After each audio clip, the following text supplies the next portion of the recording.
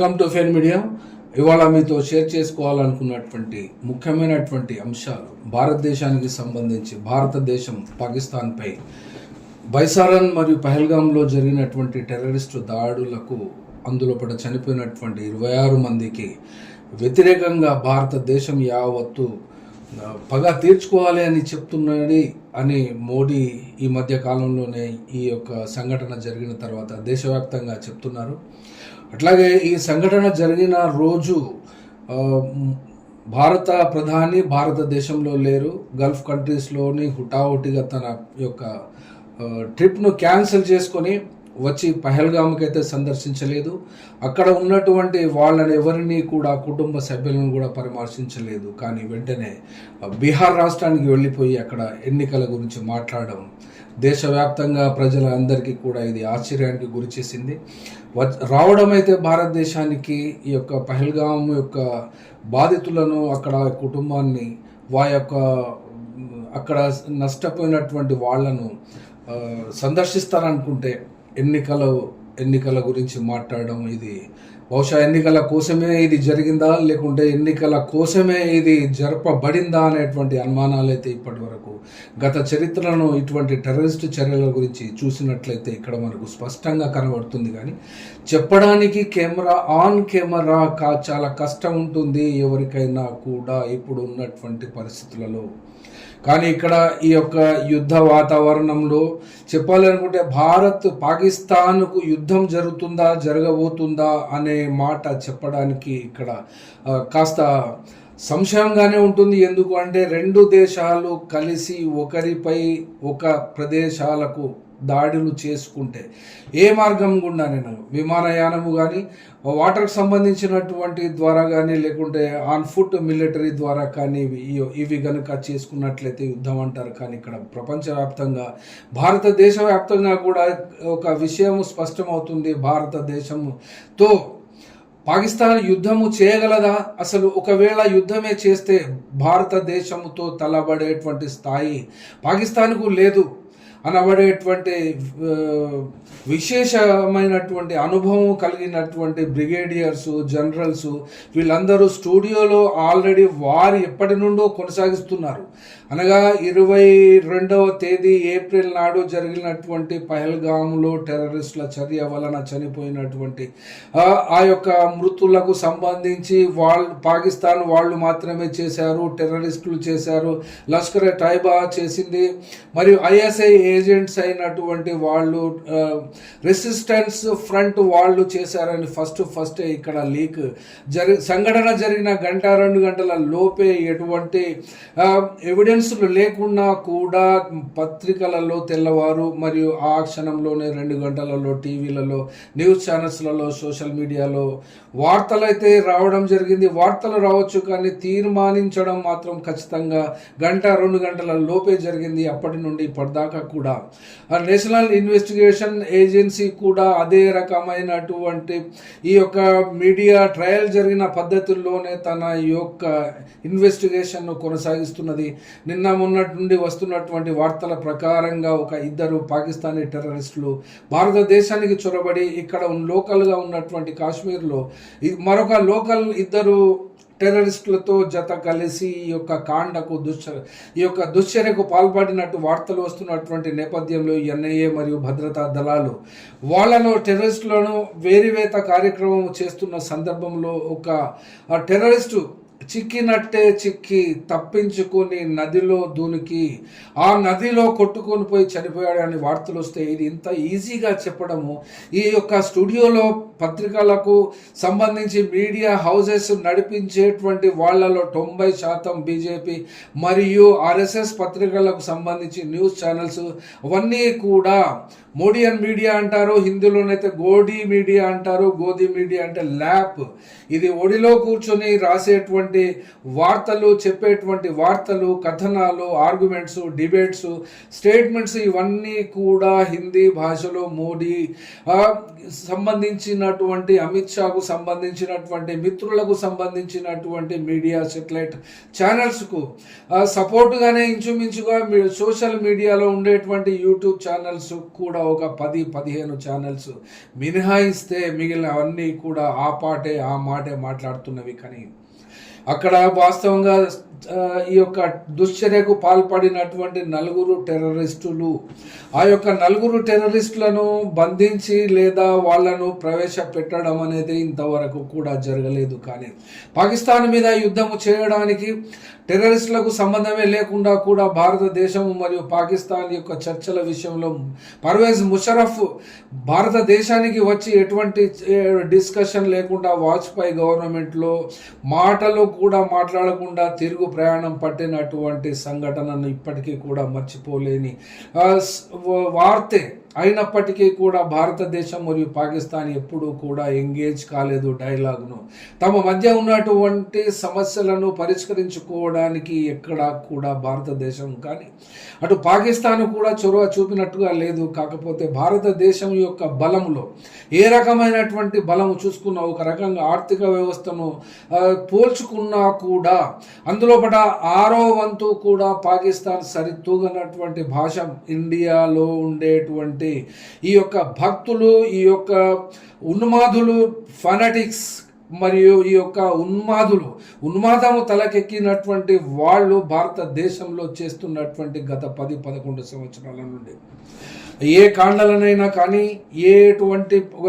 ఇటువంటి టెర్రరిస్టు కార్యక్రమాలైనా కూడా గతములో UPA government కాలం నుండి ఇప్పటి వరకు కూడా ప్రతిపక్షంలో ఉంటే వాళ్ళ పాత్రే ఉంటుంది, అధికార పక్షంలో ఉన్నా కూడా ప్రభుత్వము మరియు మిలిటరీ బలగాల ద్వారా కూడా వాళ్ళదే పాత్ర ఉంటుంది. కాబట్టి ఇప్పుడు భారతదేశం అయితే పాకిస్తాన్పై దాడి చేయడానికి పూర్తిగా అనగా త్రివిధ దళాధిపతులతో ప్రధానమంత్రి సమావేశాలు విడివిడిగా జరుపుతున్నారు. విడివిడిగా జరిపి ఎవరు ఏ టైంకు ఏ పద్ధతిలో అటాక్ చేయాలి, ఏ పద్ధతిలో పాకిస్తాన్కు చెందినటువంటి వైటల్ ఇన్స్టాలేషన్స్, పరమాణు శక్తికి సంబంధించిన కానీ ఆయుధాలకు సంబంధించి కానీ లేకుంటే విమానాశ్రయాలు కానీ వైటల్ ఇన్స్టాలేషన్స్ భారతదేశము అటువంటి యొక్క వ్యూహాన్ని పన్నుతున్నట్టు, అటువంటి వ్యూహంలో బిజీగా ఉన్నట్టు కనబడుతున్నది. కానీ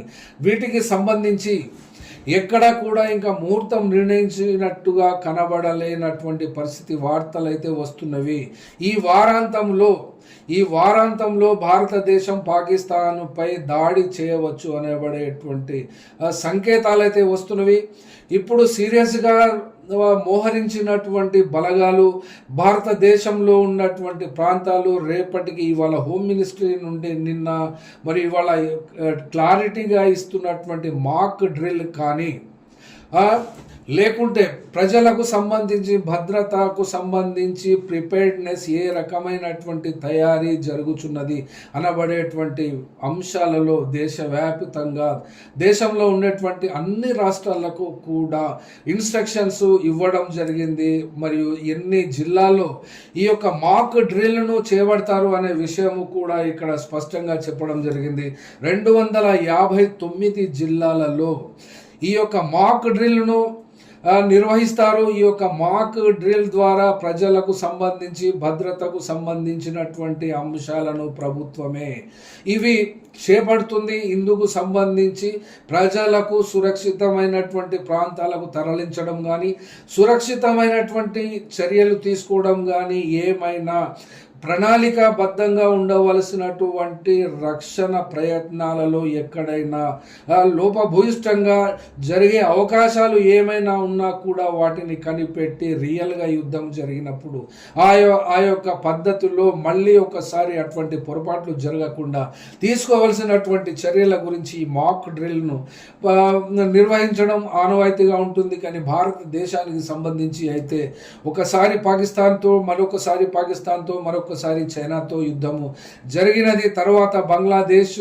ఏర్పడే కాలం నాటికి భారత సైన్యాలు మరియు భారతదేశం బంగ్లాదేశ్కు ఏర్పరచడంలో ప్రముఖమైనటువంటి పాత్రను పోషించిన సందర్భంలో 2 యుద్ధాలైతే పాకిస్తాన్ భారతదేశంలో ఘోర పరాభవం చెందినది. అట్లాగే చైనాతో యుద్ధము జరిగినప్పుడు భారతదేశము కూడా ఘోర పరాభవం చెందినది. అప్పటి నుండి ఇప్పటి వరకు కూడా ఆ యొక్క భారత భూభాగం చైనా ఆధీనంలోనే ఉంది. గత 2-3 సంవత్సరాల క్రితం నుండి కూడా చైనా యొక్క అడ్వాన్స్మెంట్స్ భారత భూభాగంలోకి చొచ్చుకొని వచ్చి ఆ యొక్క బిల్డింగ్స్ కట్టిన, పక్కా గృహాలు కట్టిన కూడా దానికి సంబంధించి మోడీ ప్రభుత్వము దాని గురించి పట్టించుకొనలేదు. అదంతా తప్పు, అదంతా ఊహ, అదంతా అబద్ధ ప్రచారము అని కొట్టివేయడం జరిగింది. కానీ వాటి గురించి ఇదివరకు చెప్పినటువంటి అపోజిషన్ లీడర్స్ అందరూ కూడా జేఏసీ వేయడము కానీ, లేకుంటే ఒక ఇండిపెండెంట్ వ్యవస్థ ద్వారా అక్కడ జరిగింది ఏమైనా పొరపాట్లు వచ్చినాయా, లేకుంటే భూభాగము ఏమైనా ఆక్రమణకు గురైందా అనేటువంటి విషయాన్ని కూడా ఎవరు ఇన్వెస్టిగేట్ చేయలేదు. ఆయా రాష్ట్ర ప్రభుత్వాలు కూడా తమకు సంబంధించినటువంటి భూభాగంలో చైనా చొచ్చుకు వచ్చిందనే విషయాన్ని కూడా ఎక్కడా ప్రస్తావించలేదు. కాబట్టి ఆ చైనా విషయానికైతే పక్కన పెట్టేస్తే ప్రస్తుతం భారతదేశానికి సంబంధించి అన్ని చర్యలు తీసుకున్నట్టు కనబడుతున్నది. ఒకటి సింధు నదికి సంబంధించినటువంటి ఆ యొక్క నదీ ప్రవాహానికి సంబంధించి ఆనకట్టలు కట్టి ఉండబడేటువంటి వాటికి డ్యామ్స్ అడిషనల్గా కట్టడం మరియు డిసిల్టేషన్ ఆ యొక్క పూడిగా తీయడము మరియు పాకిస్తాన్ను ఎన్ని రకాలుగానైతే నష్టపెట్టాలనుకుంటున్నారో ఆ రకంగానే నష్టపెట్టాలనేటువంటి కంప్లీట్ ఒక ప్లాన్ ఆఫ్ యాక్షన్ తోటి ఇక్కడ మోడీ ప్రభుత్వము చర్యలు చేపడుతున్నట్టుగా వచ్చేటువంటి సంకేతాలను బట్టి, వచ్చేటువంటి వార్తలను బట్టి దేశవ్యాప్తంగా ఇక్కడ చూడవలసి వస్తున్నది. అట్లాగే ఈ యొక్క యుద్ధ వాతావరణంలో భారతదేశము ఎన్ని రోజుల పాటు పాకిస్తాన్పై దాడి చేస్తుంటుంది. ఈ యొక్క పాకిస్తాన్ తమకు సంబంధించిన తమ దేశ పౌరులకు కానీ తనకు కావలసినటువంటి రక్షణ చర్యలు తీసుకునే క్రమంలో భారతదేశము ఈ యొక్క డైరెక్షన్స్ ఎందుకు ఇచ్చినట్టు రాష్ట్రాలకు ఇన్ని జిల్లాలు 259 జిల్లాలకు ఇన్స్ట్రక్షన్స్ ఏంటి అంటే మాక్ డ్రిల్ రేపు 7వ తేదీ రోజున ఏర్పాటు చేయాలి అని రాష్ట్ర ప్రభుత్వాలకు ఆదేశాలు ఇవ్వడము వెనక ఉన్నటువంటి పాకిస్తాన్ ఇంతటి సుదూరమైనటువంటి ప్రాంతాలకు కూడా తమ ఈ యొక్క మిజైల్స్ ద్వారా ఏమైనా దాడి చేయగలదు అని ఆలోచిస్తుందా ప్రభుత్వం అనబడేటువంటి అంశాన్ని కనుక చూసినట్లయితే అది మాత్రం ఏమాత్రం కనబడడం లేదు.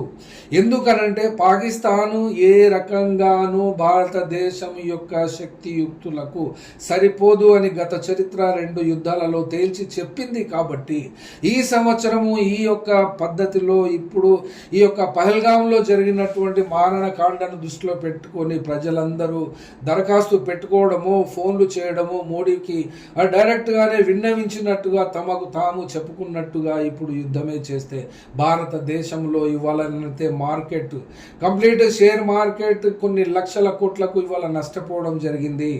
అనగా ఈ యుద్ధ వాతావరణము భారతదేశంపై ఆవరించినప్పుడు యుద్ధంలో ఉండేటువంటి దేశము ఆ యొక్క దేశ పౌరుల స్థితిగతులు ఎలా ఉంటాయో అప్పుడు జీవించినటువంటి వాళ్ళని అడిగితే చెప్తారు. లేకుంటే యుద్ధ వాతావరణంలో ఉన్నటువంటి దేశాల యొక్క అనుభవాలను లెక్కలోకి తీసుకున్నా కూడా ఎమర్జెన్సీ డిక్లరేషన్ చేయవలసి వస్తుంది. ఎమర్జెన్సీ డిక్లరేషన్లో కానీ, లేకుంటే యుద్ధంలో ఉన్నటువంటి అంతరంగిక భద్రతా విషయాలలో కానీ ఏ రకమైనటువంటి చర్యలు భారత ప్రభుత్వము మోడీ మరియు అమిత్ షా నాయకత్వంలో చేపట్టబోతుంది అంటే ఒక ఎగ్జాంపుల్ ఇప్పుడు ఇక్కడ చెప్పవలసి వస్తుంది. ఆ యొక్క ఎగ్జాంపుల్ విషయానికి వస్తే ఇక్కడ భారత పాకిస్తాన్ యొక్క బార్డర్ స్టేట్స్ ఏముంటాయి అంటే ఒక 4 రాష్ట్రాలు ఇండియా మరియు పాకిస్తాన్ దేశాలతో సరిహద్దును షేర్ చేసుకుంటుంది. సరిహద్దు రాష్ట్రాలు 4 ఉన్నవి. ఇందులో పట ఈ యొక్క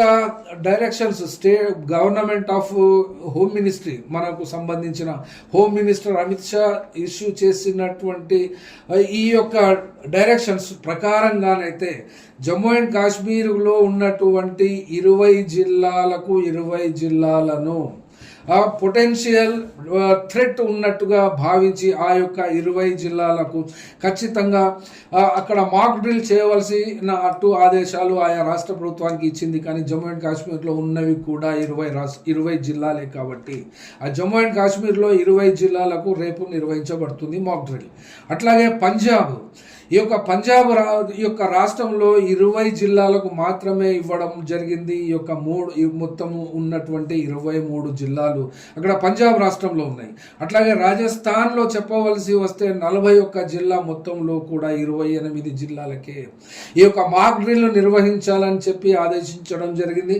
గుజరాత్లోనైతే 33 జిల్లాలు ఉంటే అందులో 19 జిల్లాలకు మాత్రమే మాక్ డ్రిల్ నిర్వహించడానికి ఏర్పాటు చేసినట్టు ఈ యొక్క 4 జిల్లాలకు సంబంధించి ఉంటుంది. ఈ యొక్క 4 జిల్లాల యొక్క బార్డర్ అనగా జమ్మూ అండ్ కాశ్మీర్ మరియు పాకిస్తాన్కు కలిగి ఉన్నటువంటి బార్డర్ కిలోమీటర్లు కనుక చెప్పాలి అనుకుంటే 1216 కిలోమీటర్ల బార్డర్ షేర్ చేసుకుంటూ ఉంటుంది. అనగా పాకిస్తాన్ దేశము యొక్క బార్డర్ ఇక్కడ జమ్మూ అండ్ కాశ్మీర్తో పోల్చుకుంటే జమ్మూ అండ్ కాశ్మీర్లో ఉన్నటువంటి బార్డర్ 1216 కిలోమీటర్ల వరకు ఉంటుంది. మరి ఇక్కడ కంప్లీట్గానైతే ఇక్కడ మాక్ డ్రిల్ నిర్వహించడం 20 జిల్లాలకు 20 జిల్లాలే చేపడుతుండడం ఇది యొక్క రక్షణకు తీసుకోవాల్సినటువంటి మేజర్మెంట్ కాబట్టి ఆ యొక్క మేజర్స్ను 20 జిల్లాలకు 20 జిల్లాలు, పంజాబ్లో ఉన్నటువంటి 23 జిల్లాలు, ఇక్కడ యొక్క స్టేట్ యొక్క పంజాబ్ రాష్ట్రం పాకిస్తాన్తో పంచుకుంటున్నటువంటి కిలోమీటర్లు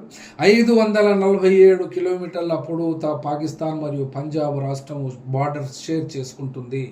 అట్లాగే ఇక్కడ 28 జిల్లాల్లో మాత్రమే మాక్ డ్రిల్ నిర్వహిస్తారు. తరువాత గుజరాత్ స్టేట్ తీసుకుంటే 19 జిల్లాలు మరియు 33 జిల్లాలు కంప్లీట్గా ఉన్నవి. ఈ యొక్క స్టేట్ బార్డర్ 512 కిలోమీటర్లు కలిపితే ఈ యొక్క 4 రాష్ట్రాల యొక్క కంప్లీట్ 3310 కిలోమీటర్ల భారతదేశానికి మరియు పాకిస్తాన్కి దగ్గర ఉండేటువంటి ఈ యొక్క ఈ సరిహద్దును షేర్ చేసుకున్నటువంటి ప్రాంతముతో పాటుగా పెద్ద సిటీస్ అనగా ఈ యొక్క సెకండ్ కేటగిరీ, థర్డ్ కేటగిరీ మరియు ఫస్ట్ కేటగిరీలను విభజించిన క్రమాన్ని కనుక చూసినట్లయితే మెట్రోపాలిటన్ సిటీస్ మరియు డెన్సిటీ ఆఫ్ పాపులేషన్ ఎక్కువగా ఉన్నటువంటి పట్టణాలను కేటగిరీ 1 కింద చేర్చడం జరిగింది. కేటగిరీ 1 కింద ముంబై, ఢిల్లీ, చెన్నై లాంటి మనకు సంబంధించిన క్యాపిటల్ సిటీస్ వస్తాయి. అలాంటి మొత్తము కూడా దేశవ్యాప్తంగా 13 డిస్ట్రిక్ట్స్ అనగా ఆ యొక్క 13 సిటీస్ను ఫస్ట్ కేటగిరీలో చేర్చడం అయినది. రెండవ కేటగిరీలోనైతే 201 జిల్లాను చేర్చడం జరిగింది. ఇది ఒక లోయర్ రిస్క్, తక్కువ నష్టము జరిగేటువంటి తక్కువ రిస్క్ ఉండేటువంటి ప్రాంతాలుగా 201 జిల్లాలను గుర్తించడం జరిగింది.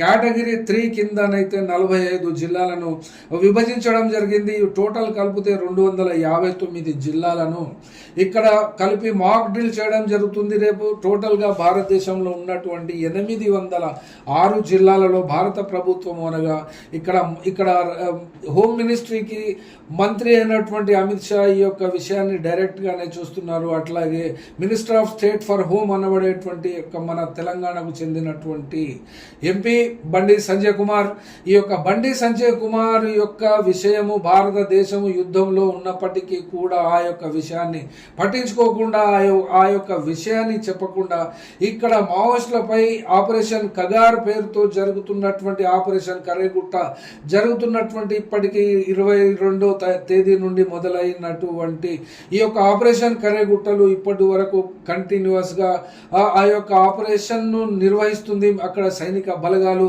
మరియు అర్ధ సైనిక బలగాలు ఇవన్నీ కలిపితే 20,000 పైగానే భద్రతా దళాలు ఈ యొక్క ఆపరేషన్ కర్రెగుట్టలు, ఆపరేషన్ గ్రీన్ హంట్ను నిర్వహిస్తున్నవి. కానీ ఈ మధ్యలో ఆశించినట్టుగా 1000 మంది, 2000 మంది, 3000 మంది మావోయిస్టులు అయితే లేరు. కానీ భారతదేశం యావత్తు కూడా పాకిస్తాన్తో యుద్ధం తలపెట్టుకున్న క్రమంలోనే ఈ యొక్క మావోయిస్టులపై యుద్ధకాండను కొనసాగిస్తున్న ప్రభుత్వానికి వ్యతిరేకంగా తెలంగాణ మరియు ఆంధ్రప్రదేశ్ రెండు రాష్ట్రాల్లో కొన్ని పట్టణాలలో ఇప్పటి వరకు కూడా పీస్ ర్యాలీస్ను ఈ యొక్క యుద్ధాన్ని వ్యతిరేకించేటువంటి వాళ్ళు, యుద్ధం మీన్స్ ఇక్కడ ఆపరేషన్ కగారును వ్యతిరేకించేటువంటి వాళ్ళు కానీ భద్రతా దళాలు ఈ యొక్క ప్రాంతాల నుండి ఈ యొక్క ఆపరేషన్ కర్రెగుట్ట, ఆపరేషన్ కగారును నిలిపివేయాలని డిమాండ్ చేస్తూ విద్యార్థులు, మేధావులు మరియు అనేక రంగాలకు చెందినటువంటి వాళ్ళందరూ కూడా తమ పట్టణాలలో తమ యూనివర్సిటీస్లో నిరసన ప్రదర్శనలను కంటిన్యూ చేసినా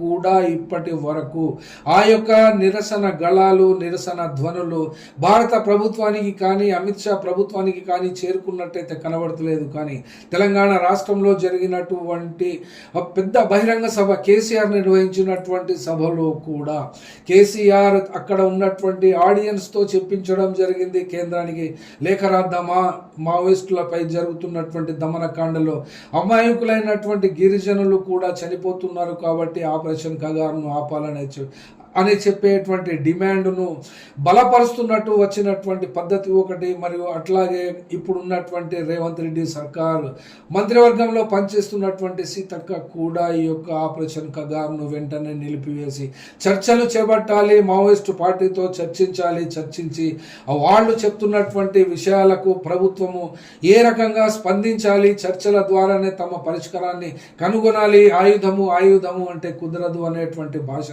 మరియు మాట కూడా తెలంగాణ ఇటు ప్రభుత్వం ద్వారా మరియు ఆపోజిషన్గా ఉన్నటువంటి బీఆర్ఎస్ పార్టీ ద్వారా బయటికి వచ్చినప్పుడు సిపిఎం మరియు సిపిఐఎంఎల్ ప్రజాపంద పార్టీలు అయితే ఎలాగో అవి తమ ఆపరేషన్ కగారుకు వ్యతిరేకంగా కంటిన్యూస్గా గళం ఎత్తుతూనే ఉన్నాయి. ఇవన్నీ పార్టీలు కూడా వాళ్ళ స్థాయిలో అయినా కూడా ఈ ప్రభుత్వానికి ఈ యొక్క యుద్ధాన్ని కగారును ఆపడము కానీ ఈ యొక్క మావోయిస్ట్ పార్టీ పేరుతో, ఏరివేత పేరుతో బీజాపూర్ జిల్లాలో ఉన్నటువంటి కర్రెగుట్టల దగ్గర చేస్తున్నటువంటి వార్తలు వస్తున్నట్టు ఏమీ బయటికి లీకేజ్ కానీ అక్కడ ఉండేటువంటి ఆ యొక్క ఐజీపీ సుందర్ రాజు కూడా ఎలాంటి పత్రికా సమావేశం నిర్వహించలేకపోవడము, ఏమి జరుగుతుంది అనేటువంటి విషయము ఇక్కడ చాలామంది ఎదురు చూస్తూనే ఉన్నారు.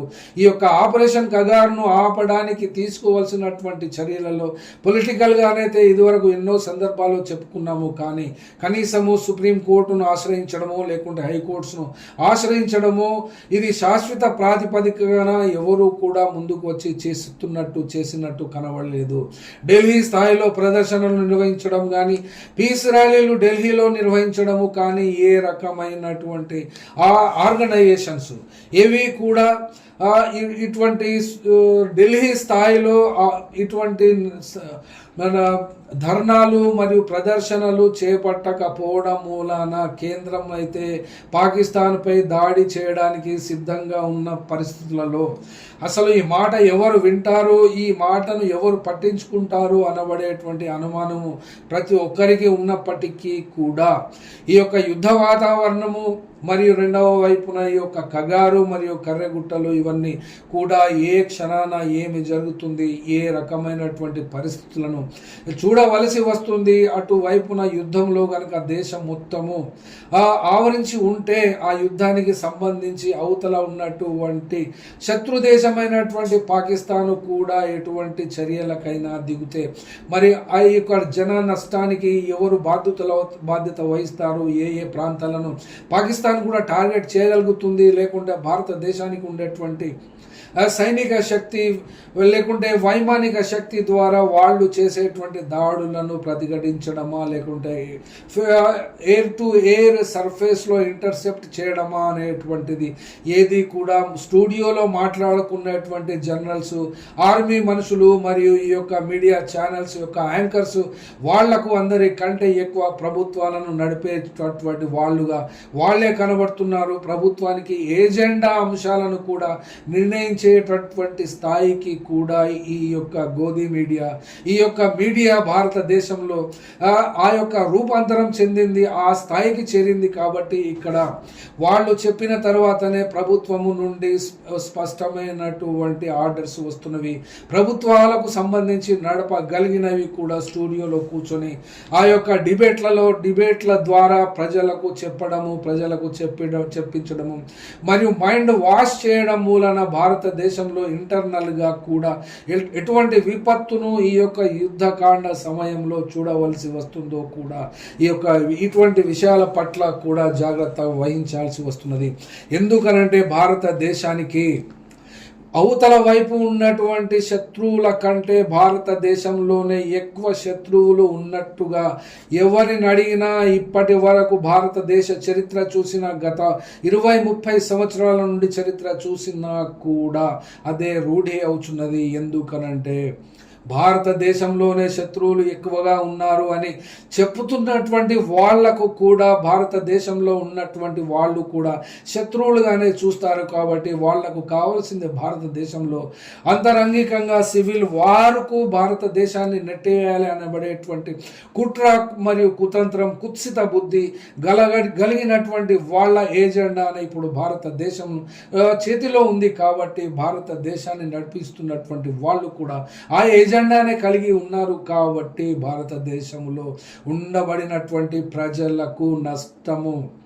ఆ శత్రు దేశమైనటువంటి పాకిస్తాన్ కంటే ఇంటర్నల్గా ఉన్నటువంటి ద్రోహుల వలననే ఎక్కువ నష్టము, ఎక్కువ ప్రమాదము పొంచి ఉన్నందున ప్రతి ఒక్కరు కూడా తమ ప్రాణాలకు, తమ యొక్క ఆస్తులకు, తమ యొక్క రెస్పెక్ట్కు, సెల్ఫ్ రెస్పెక్ట్కు, తమ యొక్క గౌరవానికి భంగము కలగకుండా ఎవరి పట్ల వాళ్ళు జాగ్రత్తగా అప్రమత్తంగా ఉంటారని చెప్పి ఆశిస్తూ ఈ యొక్క యుద్ధకాండ నుండి భారతదేశము జయించి ప్రపంచ శాంతి స్థాపన కోసం ఈ యొక్క భారతదేశంలో ఉండేటువంటి నాయకత్వం కూడా ఆలోచించాలి అని చెప్పి కోరుకుంటూ సెలవు.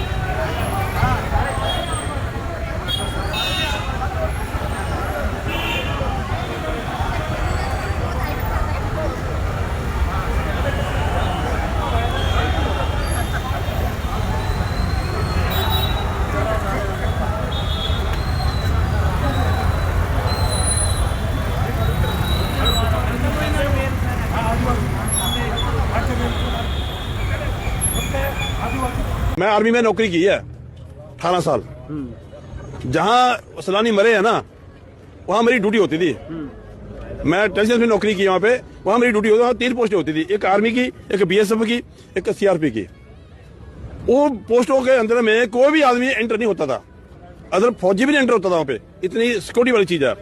अमित शाह गया 1 हफ्ते पहले, वो 3 पोस्ट हटा के आ गया। हफ्ते के बाद एक कांड हो गया। जितने भी कांड हुए यहाँ, ये मोदी ने करवाया, अमित शाह ने करवाया। मेरी बात बता देना, काटना मत इसको। ये गोदी मीडिया वाली बात नहीं करना, वो गोदी मीडिया वाली बात नहीं करना। जो भी काम कराया अभी भी इसका हाथ है, मोदी का हाथ है, आरएस का पूरा हाथ है। ఫెయిర్ మీడియాకు స్వాగతం. మా ఛానల్ను సబ్స్క్రైబ్ చేసుకోండి మరియు మా వీడియోలను చూడండి. ప్రతి అప్డేట్ల కోసం బెల్ ఐకాన్ను ఆన్ చేయండి. మేము నిజమైన మరియు ఫెయిర్ వార్తలు మరియు రాజకీయ అప్డేట్లను అందిస్తాము.